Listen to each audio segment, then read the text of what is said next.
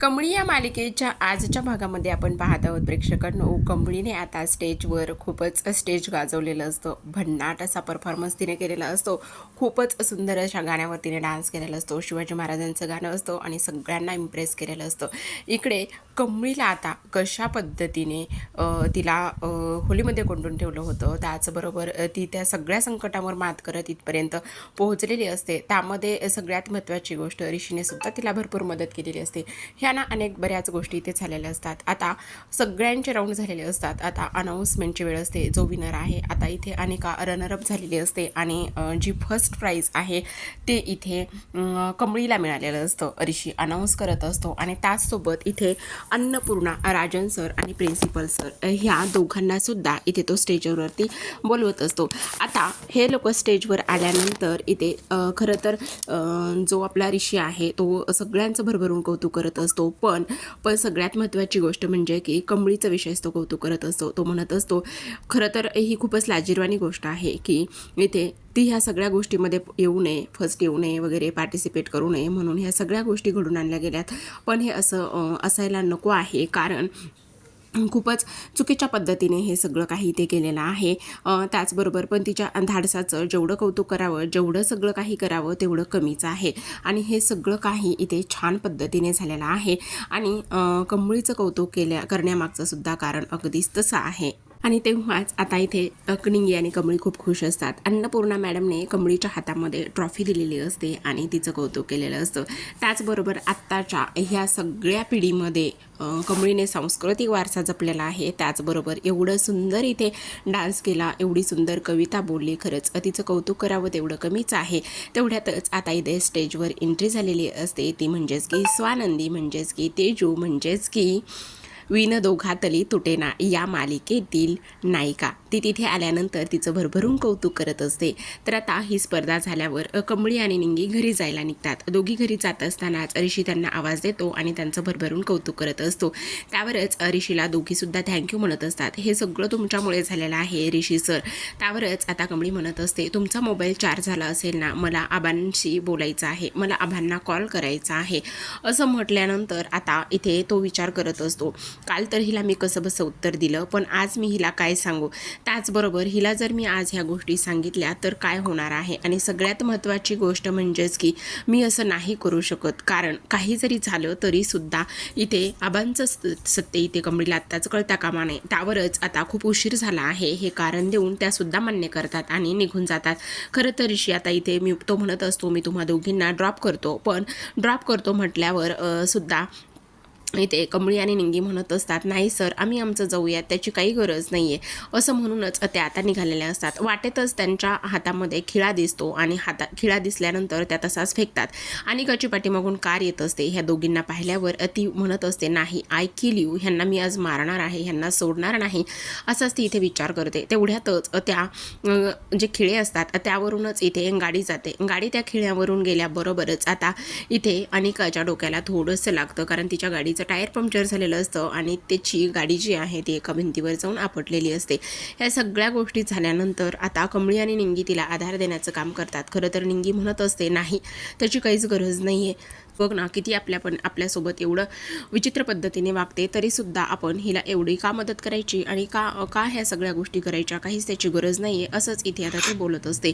पण इथे मात्र लगेचच झाडपाल्यांचा थोडासा इथे चुरा करून आणतात आणि त्या जखमेवरती बसवतात. ती जखम काही केल्या थांबत नसते म्हणून माती आणायला लावतात. त्यावर निंगी म्हणते, ह्या हट्टी मुलीसारखी हिची जखमसुद्धा खूपच हट्टी आहे. आता ती तशीच घरी निघून जाते आणि तशीच घरी निघून गेल्यानंतर इथे आता ती खूप जास्त राग चिडचिड सगळं काही करत असते. आणि राग चिडचिड केल्यानंतर आता इथे जी कामिनी आणि त्याचबरोबर रागिनी त्या तिला समजवण्याचं काम करत असतात. त्या म्हणत असतात की हे बघ, राग आणि चिडचिड करण्याचं काही एक नाही आहे, त्याचबरोबर तू एवढी राग आणि चिडचिड करू नकोस. पण ती म्हणत असते की मला डावलून इथे ती मुलगी फर्स्ट रँकने पास झालेली आहे आणि त्याचबरोबर तिचा इथे नंबर आलेला आहे आणि त्याचबरोबर तिला ट्रॉफी मिळालेली आहे. राजन तिला समजावण्याचं खूप काम करत असतो. तो म्हणत असतो की प्लीज हे बघ, जरा थोडंसं समजून घे. आणि त्याचबरोबर आता एवढी राग आणि एवढं चिडचिड करण्याचं काही एक गरज नाही आहे. आणि त्याचबरोबर हे बघ त्यावरच आता रागिणी म्हणत असते, राजन तुला नाही माहिती तुझ्या मुलीला काय आवडतं आणि काय नाही, तू फक्त आणि फक्त इथे तिला ह्या सगळ्या गोष्टी समजवण्यापेक्षाही दुसरं काहीतरी करू शकतोस का नाही, असंच आता इथे ते त्याला बोलत असतात. आता ह्या सगळ्या गोष्टी बोलल्यानंतर मात्र राजन म्हणत असतो, बरं ठीक आहे हे घे माझं कार्ड आणि तू एक काम कर, मस्त एन्जॉय कर. आणि त्याचबरोबर एन्जॉय केल्यानंतर आता बऱ्याच गोष्टी छान होतील आणि मस्त शॉपिंग वगैरे सुद्धा तू कर. आता इकडे मात्र तेवढ्यातच ज्या अन्नपूर्णा आहेत त्या आलेल्या असतात. त्या म्हणत असतात की हे काय चाललेलं आहे राजन, तू असं कसं तिला सांगू शकतो शॉपिंग वगैरे हे सगळं काही करण्यासाठी. आणि त्याचबरोबर सगळ्यात महत्त्वाची गोष्ट म्हणजेच की हे सगळं काही करायला लावायला तुला काही एक पडलेलं नाही आहे. आणि त्याचबरोबर इथे तू तिचा अति लाड करतोयस, तिला कळायला हवं ती महाजन आहे आणि महाजन असून सुद्धा ती अशी वागत आहे, ह्या गोष्टी तिला कळायला हव्यात, असंच इथे आता अन्नपूर्णा बोलत असतात. आता अन्नपूर्णांनी ह्या सगळ्या गोष्टी बोलल्यानंतर आता इथे ती तिथून निघून जाते आणि म्हणत असते की नाही ते लाड अजिबातच हिचे करायचे नाही आहेत. पण इकडे कामिनी म्हणत असते, अगं वहिनी पण तुला तरी कळायला हवं होतं ना, तू सुद्धा इथे ती तुझी नात असताना सुद्धा तिला रनिंग दिलेलं आहे आणि त्या मुलीला इथे जिंकू दिलेलं आहेस, तिला फर्स्ट ट्रॉफी दिली, मग तिला तर वाईट वाटणारच ना.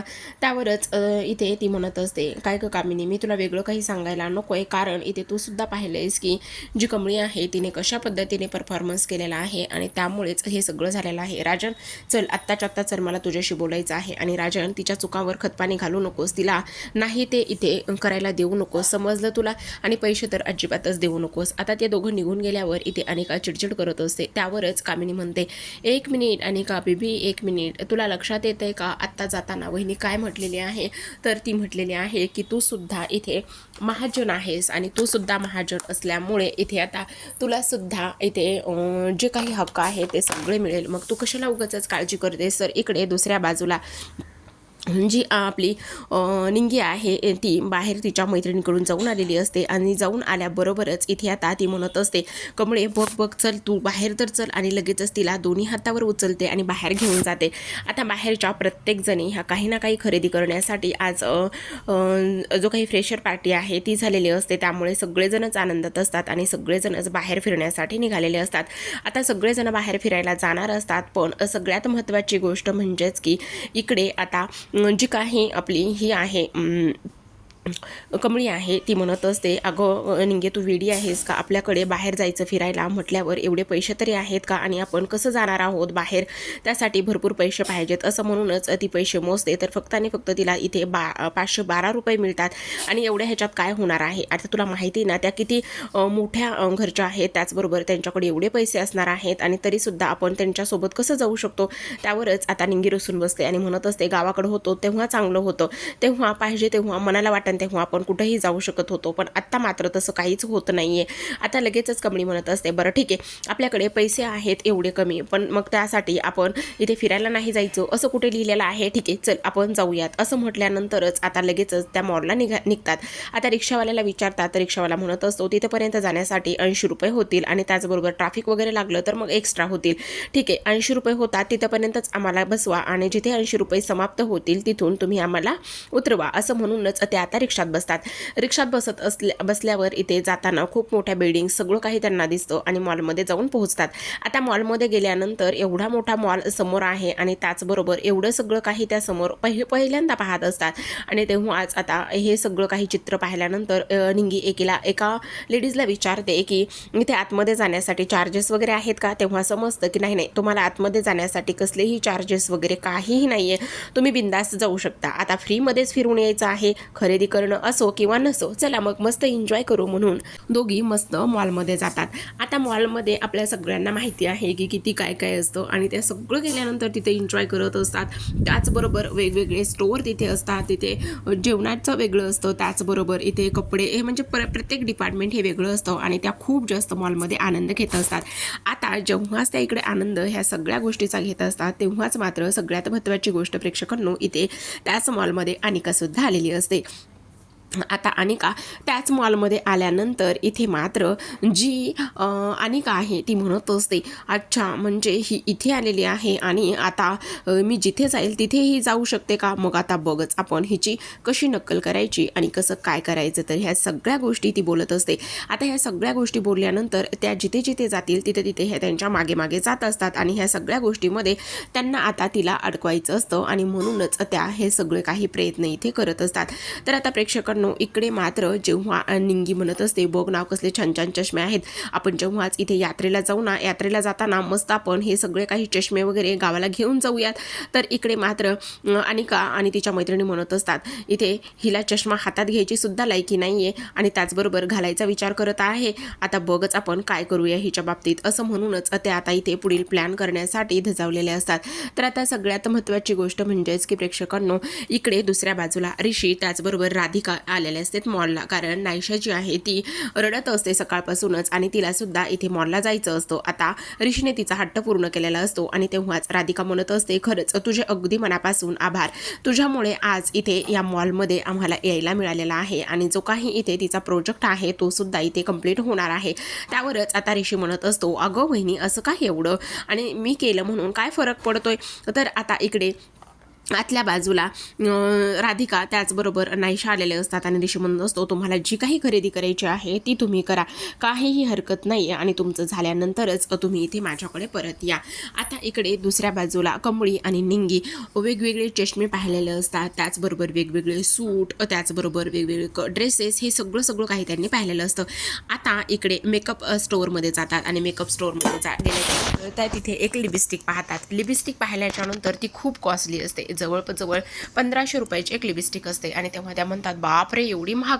तेवढ्यातच आता अनिका मुद्दामूनच तिच्या बॅगेमध्ये एक लिपस्टिक उचलते आणि गुपचुपच टाकते. आता त्या लगेचच तिथून बाहेर पडणार असतात. तेवढ्यातच त्यांच्या बॅगमध्ये अलाराम वाजतो आणि बॅगचा अलाराम वाजल्यानंतर मॅनेजर आणि त्याचबरोबर तिथे ज्या मेकअप स्टोअरची लेडीज आहे ती येते. आता तुम्ही काहीतरी घेतलंय आणि त्याचं बिल केलं नाही. त्यावरच कमळी आणि निंगे म्हणत असतात, नाही सर आम्ही काहीच घेतलं नाही, आम्ही फक्त फिरायला आलो होतो, फिरलो आणि निघालो आहोत. त्यावर ते म्हणत असतात, तुम्ही एवढा आत्मविश्वासाने खरं बोलताय, पण जो अलाराम वाजलाय त्यामुळे आम्हाला चेक करावंच लागेल. त्यावरच कमळी आणि निंगी स्वतःच्या बॅगा काढून त्यांच्याकडे देत असतात आणि चेक करायला लागत असतात. आता जे मॅनेजर आहेत, मॅनेजरच्या हाताखाली जो माणूस असतो तो इथे चेक करतो. चेक केल्यानंतर त्यांच्या बॅगेतून एक लिपस्टिक बाहेर येतं आणि ते लिपस्टिक सापडल्यानंतर तुम्ही ही चोरी केलेली आहे असा आरोप कमळी आणि निंगीवरती आलेला असतो. तर प्रेक्षकांनो ह्या सगळ्या गोष्टीतून त्या दोघी आता कशा बाहेर पडतील हे पाहणं खूपच इंटरेस्टिंग आणि रंजक असणार आहे. पाहूयात पुढील भागात. तोपर्यंत धन्यवाद.